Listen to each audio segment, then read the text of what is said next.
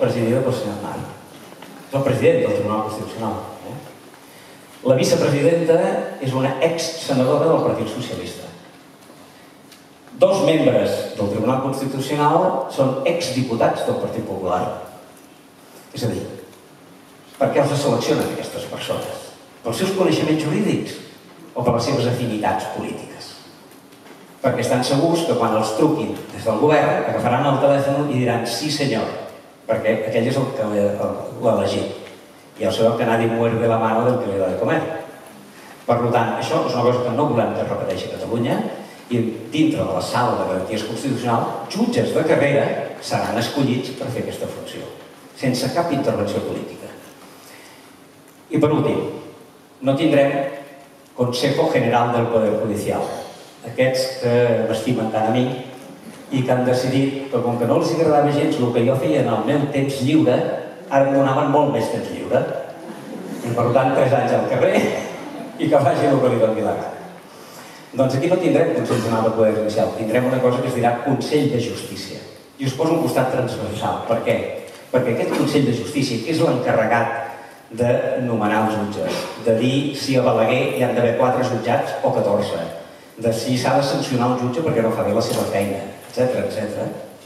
Els formarà, aquest Consell, els formaran entitats cíviques.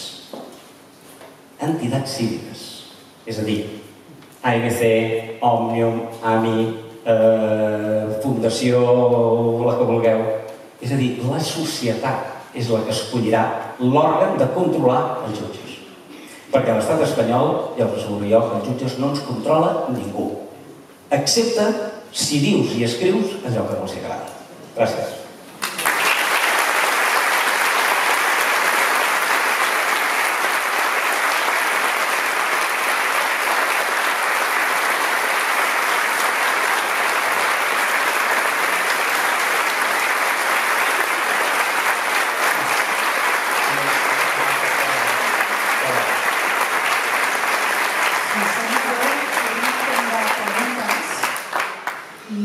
Tenim aquí un soci d'Òmnium molt especial que us anirà passant el micròfon. Jo, si voleu, us cedeixo el meu, Jordi. I anem fent.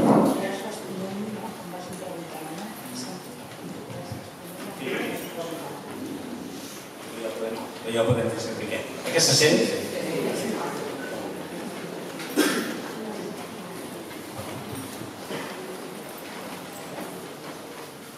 I comença.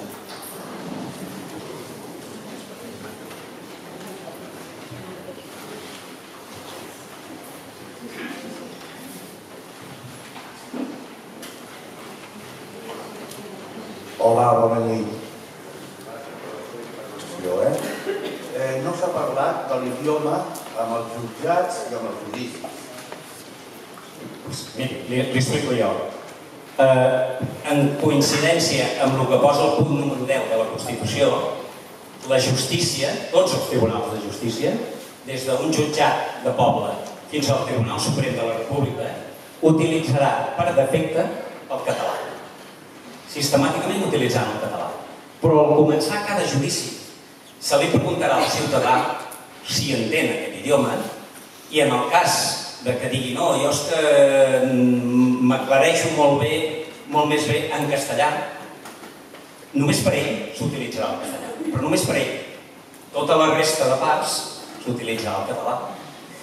I això, igualment que deia abans, en un període transitori, perquè és de suposar que d'aquí 20-25 anys tots els ciutadans de Catalunya que hagin de passar per la raó que sigui demandant, demandat, testimoni, acusat en un judici, en un pleit, tots entendran perfectament el català. No només l'entendran perfectament, sinó que a més l'haurien de saber escriure i parlar. Perquè per això han fet la immersió lingüística, que com vostès saben és un sistema d'educació que ha merescut tots els vistiplaus de la comunitat internacional. Es considera un veritable èxit. Per què? Perquè tothom surt de l'ensenyament amb un domini pràcticament idèntic del català i del castellà. I després, a més, pensin una cosa. Els que ja estem en aquesta sala i tenim una certa edat, potser no, però tots els que avui tenen menys de 40 anys, o 45, tots, d'aquí a uns anys, dominaran perfectament no només el català i el castellà, sinó l'anglès i probablement una quarta llengua. Per tant, aquest tema de l'idioma és un problema actual, com a conseqüència dels fluxos migratoris tant interns de l'estat espanyol com exteriors que han tingut aquests últims 20 o 30 anys. Però és un tema purament conjuntural, temporal. El que hem de fer és respectar, sobretot, els castellanoparlants perquè mai tinguin la sensació que els estem tractant de la manera que l'estat espanyol ens ha tractat els catalans. Sí, bona nit. Tres preguntes, intentaré fer-les també molt concretament. Amb el tema de la selecció de jutges i fiscals, s'ha comentat el tema dels 3 anys, i després l'avaluació, i després què? També per tota la vida? Seria la primera pregunta. La segona, amb el tema de les majories absolutes, jo aquí, potser més que una pregunta seria una aportació. Potser, més que no hi hagi majories absolutes, hi hauria d'haver més matèries que haguessin hagut d'haver majories qualificades, superiors al 75%, i en canvi sí permeten majories absolutes. Ho entenc. I la tercera, jo soc regidor. Ho dic perquè... Què li sembla el tema dels referèndums? Això, aquí. Jo veig alguna part de... Sí, el sentit el veig positiu, però veig algunes incoherències, modestament, entre el punt 4, 5 i 7. Entre la provisió d'establiment de majoria absolutes, el tema del referèndum revocatoris i de llistes obertes. En quin sentit? El punt 4, si no hi ha majories absolutes, difícilment el que jo pugui dir en el meu programa es portarà a terme a les condicions que jo plantejo, si és que hi ha majoria absoluta. Amb les llistes obertes, el mateix. Si s'agafa, encara amb més motiu, si es va seleccionant gent de diferents partits per fer un govern, el que sigui, el programa haurà de ser la suma de... Això, per mi, decau el tema del referèndum revocatoris. És la meva opinió. Molt bé. Doncs miri, en quant al tema, començo per aquest, que és el més interessant, en quant al tema de les majories absolutes, evidentment, quan hi hagi llistes obertes i quan hi hagi al mateix temps la necessitat de pactar totes les lleis i totes les execucions de programes municipals amb algunes de les altres forces del municipi, el ciutadà, quan vagi al jutge i li digui és que no està complint això, el regidor corresponent podrà dir esclar que no ho estic complint, perquè aquí he hagut de pactar-ho amb aquest i amb aquest altre. Per tant, hi haurà causes de justificació. O sigui, està pensat el referèndum per aquells càrrecs públics que venen un producte a les campanyes electorals sapiguent que després no ho compliran. No ho podran complir per causes de força major, que també pot passar, causes sobrevingudes, o perquè han de pactar, naturalment, amb governs de coalició o amb el que sigui. Per tant, només està pensat per incompliments intencionats. En quant al tema dels jutges, no he acabat d'entendre ben bé la pregunta. Em diu vostè, una vegada hagin passat l'examen psicotècnic i tenen un càrrec per 3 anys de prova... Com ha passat els 3 anys, i si aproven, deixa'm-ho dir així, en l'espectre del procurador, de l'advocat, com estava vostè, del tema dels companys, llavors ja tindrà el designat com a... Tindran un contracte de treball indefinit, però hi haurà unes causes d'acomiadament disciplinari. Per tant, si no compleix amb la seva feina, doncs automàticament se'l podrà, de manera reiterada, evidentment, se'l podrà acomiadar. Mirin, a Noruega en concret, hi ha una cosa que és, com que tots els expedients estan digitalitzats, tots, quan falten 2 dies perquè acabi el termini per dictar una sentència d'un cas, o per celebrar un judici, o per prorrogar o no una mesura de presó provisional o així, s'encén una llum taronja a l'ordinador, un missatge, que va parpellejant com els semàfors, i diu, cuidado senyor jutge que li acaba el plaç per fer això, que t'avisa. Què pot passar?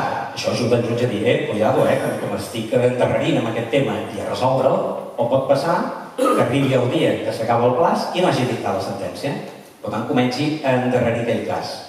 L'endemà, 24 hores, aquella llum taronja es converteix en una llum vermella. I la llum vermella li diu, senyor jutge, té vostè 24 hores per dictar, per fer el tràmit processal que estava pendent. En cas contrari, aquest ordinador quedarà bloquejat. I si no ho fa, l'endemà, quan intenta treballar l'ordinador, està tot bloquejat. No pot fer absolutament res, ni en aquest cas ni en cap altre. Amb la qual cosa llavors sí que es posa nerviós. Llavors, per desbloquejar això, s'ha de posar en contacte amb el servei d'inspecció disciplinària dels jutges, que estarà a càrrec d'aquest Consell de Justícia Transversal, per tant, que no seran jutges com ell. I quan li expliqui el problema diran, escolti'm, quines són les causes de força major que justifiquen que vostè no hagi complert amb els terminis. Si explica unes causes de força major justificades, li desbloquejaran, li donaran un nou termini molt curt. Però si no hi ha cap causa de justificació, senzillament que no treballa tot el que ha de treballar, automàticament li diran, doncs miri, li desbloquegem l'ordinador perquè pugui fer els tràmits, però a partir d'avui queda vostè suspès de sou però no de feina. És a dir, deixa de cobrar el sou de jutge però continua treballant. Ja us asseguro jo que s'espavilen, S'espavilen de seguida, I sabeu on va parar els diners del sou del jutge? No se'ls queda l'Estat, no? Se'ls reparteixen entre els dos ciutadans que són els litigants d'aquell plet, perquè són els perjudicats, pel retard. És a dir, demandant i demandant, com que encara no se sap qui dels dos té raó, perquè encara no hi ha sentència, es reparteixen el sou del jutge fins que el jutge dicta la sentència. Tothom està content, menys el jutge. És molt eficaç. Bé, bona tarda. Jo volia saber si el dia 27 portem i tot va com ha d'anar, com volem que vagi. El dia 28 has dit que hi hauria una declaració de... El dia 28 es constituirà, es començaran les negociacions per constituir el nou Parlament i el nou govern i automàticament que es constitueixi el Parlament hi haurà una declaració de sobirania. Aleshores, és important o no és important que anem a votar el 29 de novembre les eleccions a l'estat espanyol? Molt bona pregunta. Mireu, aquesta pregunta no us la contestaré jo. Us la contestaran, espero, dintre d'un parell de setmanes, màxim 3 o 4, els partits polítics, he de ser molt prudent amb les meves paraules, els partits polítics que presentaran candidatures sobiranistes de cara al 27 de setembre. Per què? Perquè si efectivament el dia 28 de setembre ja som una nació que està fent el procés de ser un nou estat, no té cap lògica ni cap sentit que el dia 29 de novembre anem a votar les eleccions espanyoles. Per a què? Per tant, probablement el que s'us proposarà és això. Com que encara serem ciutadans espanyols, podrà anar a votar qui vulgui. Però si el 80% de la ciutadania de Catalunya no va votar les espanyols, perquè diu, per què hem de tenir diputats al Congrés de Madrid si és un altre estat? Nosaltres ja ens n'anem. O sigui que pot ser que aquest any, en comptes de 3 vegades, que és el que està previst, només en votem 2.